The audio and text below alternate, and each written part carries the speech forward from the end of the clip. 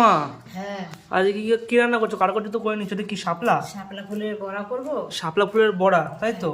আর এটা বেগুন বেগুন ভাজবো আর ওই ভেন্ডি বেগুন আলু ভাজা ভাজবে? বসিয়েছি। আচ্ছা, এখানে ভেন্ডি আলু ভাজা বসিয়েছো আর এখানে ভাত হচ্ছে, ভাত হচ্ছে, ডাল হবে। ডাল হবে।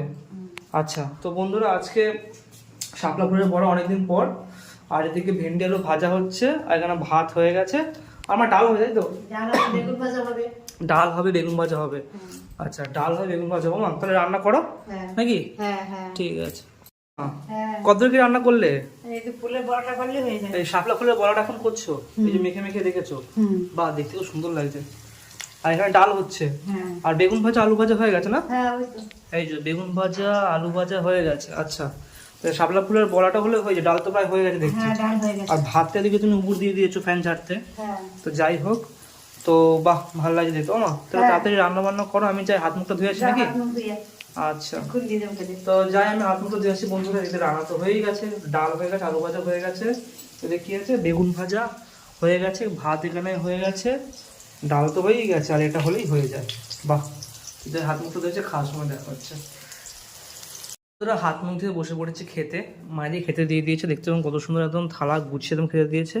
এখানে রয়েছে ডাল, এখানে আলু ভেন্ডি ভাজা, এই যে ভেন্ডি রয়েছে, অল্প ভেন্ডি, আমি ভেন্ডি খুব একটা পছন্দ করি না, তাই জন্য অল্প অল্প নিয়েছি। আর এখানে বেগুন ভাজা দেখতে পাচ্ছি, এই বড় বড় সাইজের একদম বেগুন ভাজা, আর এখানে শাপলা ফুলের বড়া। আহা, অনেকদিন পর বন্ধুরা।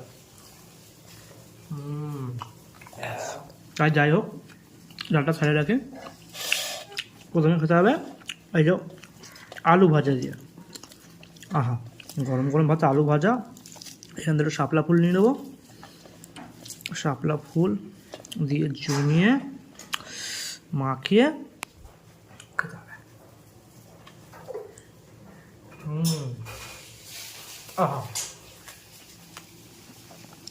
বেগুন ভাজা আর একটু এখান থেকে একটু ডাল। এটা আলাদা কম্বিনেশন হবে, ডালটা দিয়ে। ওরা কিছু ডাল মা এটা? ও বাবা, পেঁপে শুরু হয়ে গেছে। যাই হোক,